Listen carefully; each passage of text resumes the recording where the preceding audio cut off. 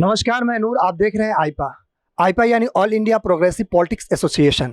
जहां पे बात होती है कि राजनीति को प्रोग्रेसिव कैसे बनाया जाए, जहां पे बात होती है कि आम जनता को एक ऐसा मंच कैसे दिया जाए जो जिनकी आवाज़ बन सके, तो ये मंच है आईपा। आज यहाँ मौजूद है फाफामऊ के विधायक विक्रमादित्य के पास और इनसे हम बात करेंगे कि इस क्षेत्र का क्या विकास हुआ है। और आपको बता दें कि ये कैबिनेट मिनिस्टर भी रह चुके हैं, जो विद्युत विभाग में रह चुके हैं। तो आइए हम सबसे पहले बात करते हैं। बहुत बहुत स्वागत है आपका। धन्यवाद आपको जी, आप बताइए कि फाफामऊ विधानसभा में आप में क्या विकास हुआ है। देखिए, तो हम क्या बताएं, पूरी जनता भी यहाँ बैठी हुई है।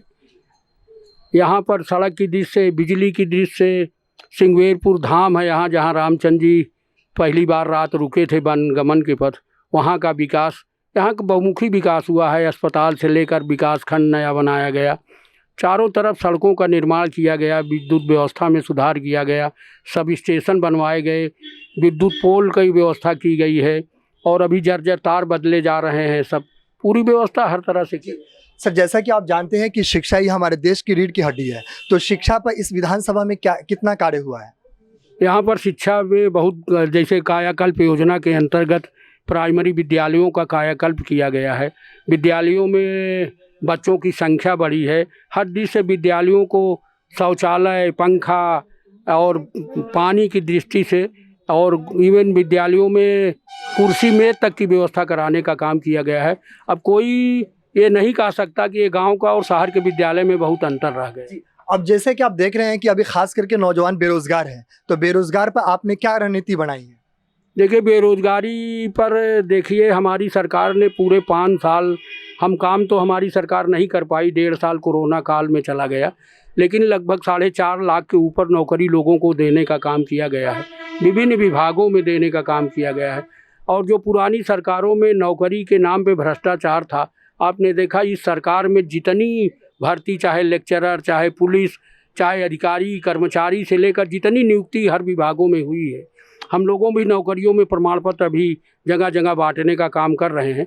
कोई एक व्यक्ति ना कर सकता कि नौकरी में कोई भ्रष्टाचार किया गया है, 1 रुपया कोई लगा। जैसे कि आप देख रहे हैं कि पिछले साल कोरोना के कारण बहुत सारे अस्पतालों की कमी हो गई। इस बार भी ओमिक्रॉन आ रहे हैं, वायरस जो आ रही है, तो उसमें अभी के अस्पतालों में क्या आपने सुधार, क्या निर्देश दिए हैं। देखिए, जब कोरोना शुरू हुआ था तो कोरोना ना हमारे सरकार के जानती थी, ना कोई जनता जानती थी कोरोना नाम को।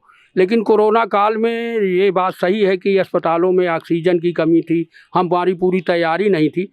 लेकिन उस कोरोना काल के 1 महीने के अंदर हमने हर जगह अस्पतालों में से लेकर के हर जगह दवा की व्यवस्था करने का काम किया गया।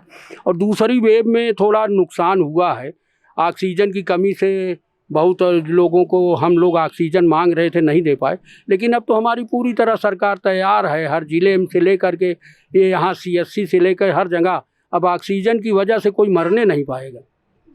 जैसे कि अभी कोरोना काल में बहुत सारे बिजनेस की स्थिति चरमरा गई है, बहुत सारे बिजनेसमैन जो है जो कह रहे हैं कि स्थिति हमारी बहुत सारी दयनीय हो गई है, तो इसको अभी लेकर के आप बनाए रणनीति जिसको सुधारा जा सके। देखिए, एक समय ये था कि यहाँ माफियाओं, गुंडों का बोलबाला था, जिसके कारण उद्योग यहाँ से भाग रहे थे। जो उद्योग लगे थे, उद्योगपति यहाँ काम नहीं करना चाहते थे।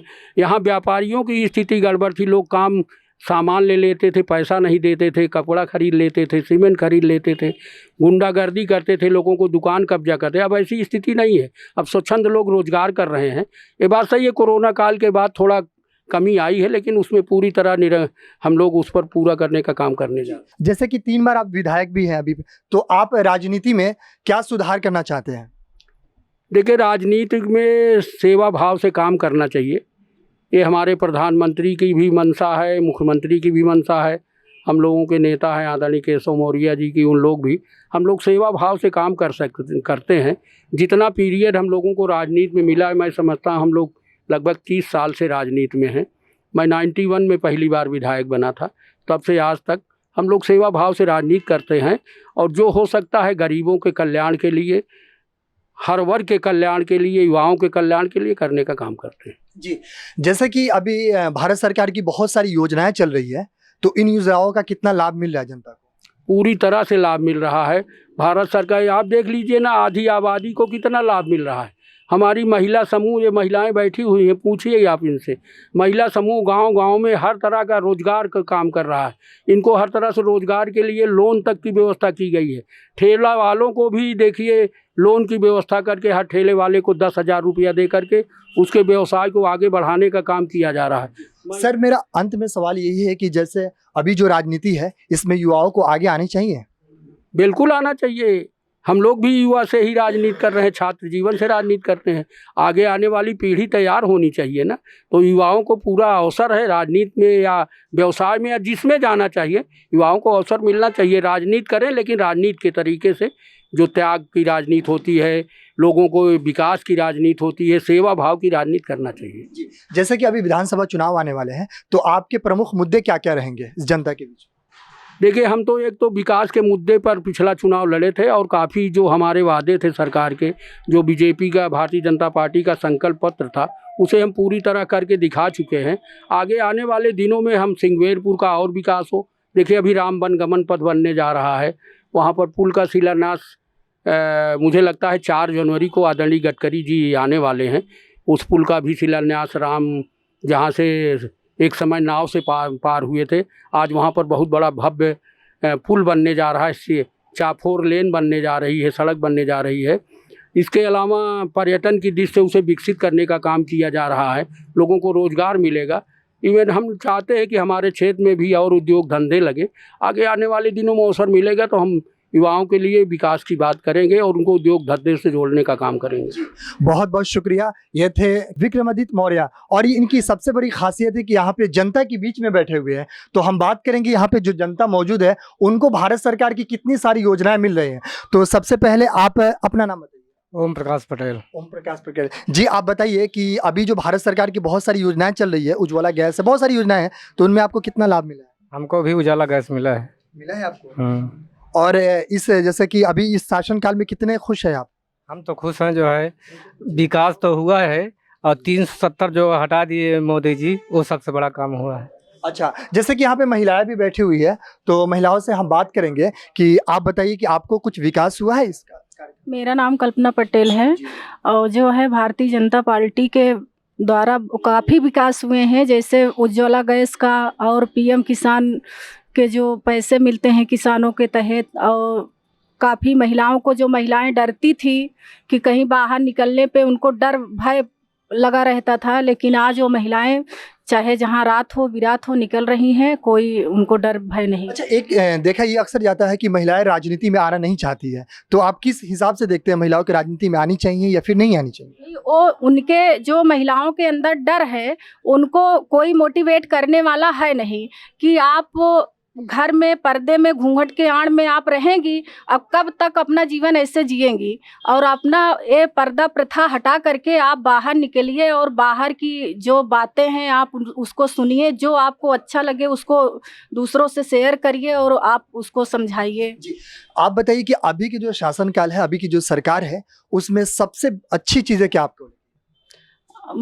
भारत सरकार की अच्छी चीज़ तो सब लगी, इसलिए कि अच्छी चीज़ आज जो है किसानों को, मतलब गरीब लोगों को गल्ला मिल रहा है, सारे इसका पूरा सुविधा ले रहे हैं। और माताएं चूल्हे में आगी लगा करके फूंकती थी चूल्हा, और आज मैं भी जो है गैस पाई थी, सिलेंडर मेरे पास भी नहीं था। और उसके बाद जो है काफ़ी नाली है, खड़िंजा है, बड़ी बड़ी सड़कें हैं, नहीं तो जाने के अगर विकास नहीं है तो भाई कोई चीज़ का वो नहीं है, अगर निकास नहीं है तो विकास नहीं है। बहुत बहुत शुक्रिया। मैम, आपका नाम क्या है? उर्मिला पटेल। उर्मिला पटेल, आपको भारत सरकार की योजनाएं प्राप्त हुई है? हाँ, हमको प्राप्त हुई है। हमको बम्मा मिला है, हमको सौर ऊर्जा मिला है, हमको बहुत सारी लाभ मिला, राशन भी मिल रहा है। जैसे कि आप शिक्षा के स्तर में क्या लगता है आपको, महिलाओं को आगे आनी चाहिए या फिर उन महिलाओं के लिए क्या विकास हुआ इस विधानसभा में? महिलाओं के लिए तो सर से बहुत विकास हुआ है सर, उनको आगे सबसे ज़्यादा सम्मान मिला है महिलाओं को। जी, आप बताइए कि अभी इस सरकार में आपको कितना फायदा हुआ है? बहुत बड़ा फायदा हुआ। कैसे, क्या? भाई रोजी रोटी मिले खाने के लिए यही फायदा है। सरकार की बहुत सारी स्कीमें चल रही है, उसमें सब लाभ मिल रहा है, टोटल लाभ मिल रहा है। हाँ। अच्छा, जैसे कि आप शिक्षा स्तर पे क्या कहेंगे यहाँ के? स्तर अच्छा जो चल रहा है तो सही चल रहा है, कोई गलत नहीं। सुधार करने की जरूरत नहीं है? नहीं। अच्छा, एक और बात है, जैसे बेरोजगारी है, तो बेरोजगारी पे आप क्या कहेंगे? बेरोजगारी तो लोग रोजगार पा रहे हैं, खा रहे हैं, पी रहे हैं, लोग कमा रहे हैं। बहुत बड़ा टाप सरकार चल रही है।